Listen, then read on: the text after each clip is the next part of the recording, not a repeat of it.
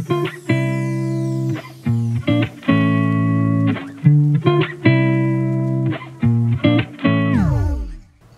guys, in this video we will be looking at TTartisan 7.5mm F2 Fisheye Lens for Sony APS-C cameras.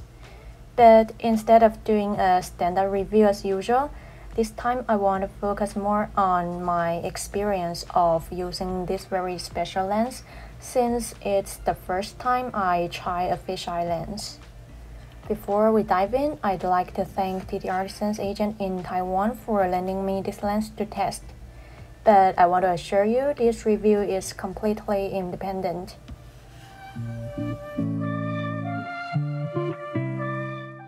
I've tried using this lens in a variety of scenarios. As a rookie in fisheye lenses, I found that the easiest way to take great photos with this lens is in tiny or crowded space. For example, in the center of the city where there are lots of tall buildings.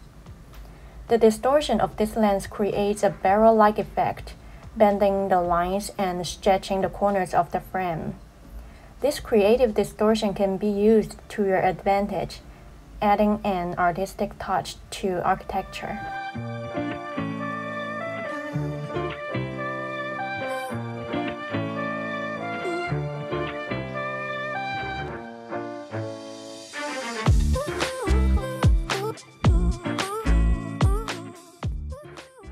At the center of the image, the sharpness is awesome, and even though it is a manual lens, I have to say it's very easy to use. For landscape and cityscapes, most of the time you only have to focus to infinity, and it will look pretty sharp. This building already has lots of curved lines, so you don't have to worry about the distortion making the shape look strange.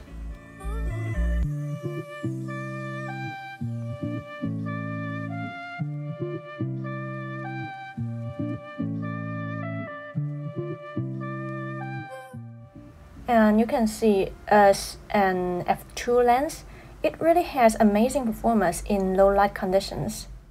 I haven't had a chance to test it for shooting starry night, but I believe it would be a great choice for astrophotography. If you search for fisheye lenses, actually most of them are only f2.8, so this one really stands out. Now since we're at the pool, I want to show you something very cool.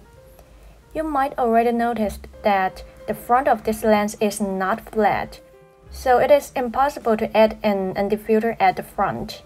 This is why this lens comes with a rear ND filter. It's ND 1000, so it's about 10 stops.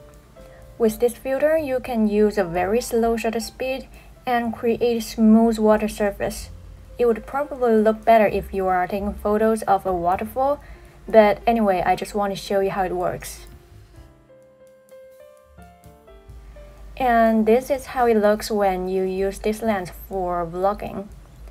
This lens doesn't have any stabilization, and nor does my Sony ZV-E10. And again, because it's a manual lens, you cannot use Sony's catalyst browse to stabilize the footage in post. But since the angle is so wide, with or without stabilization isn't a big issue. It is still usable, although people's faces might look a bit strange at the corners.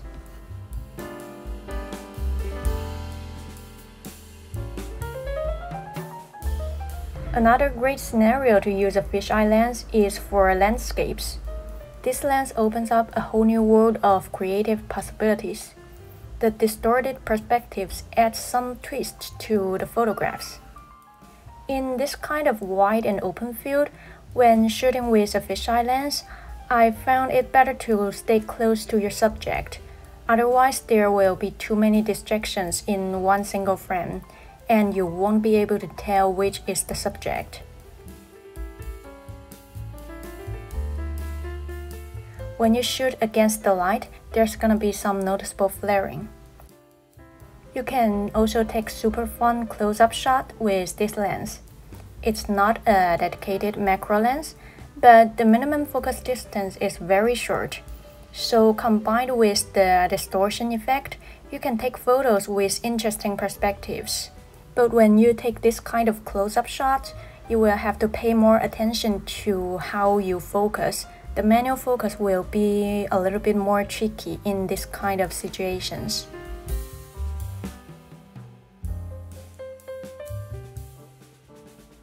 I enjoy fisheye lenses and the images they make, but sometimes I find it hard to think of a good composition, and it is probably not going to be very practical in my everyday life. But when you look at the price of this lens, it's only about $130 the last time I checked, so it's actually worth considering. I hope you find this video helpful. Leave a comment to let me know whether you would like to try a fisheye lens or not. Stay tuned for more exciting content, and don't forget to subscribe for future updates. Thanks for watching. I'll see you next time.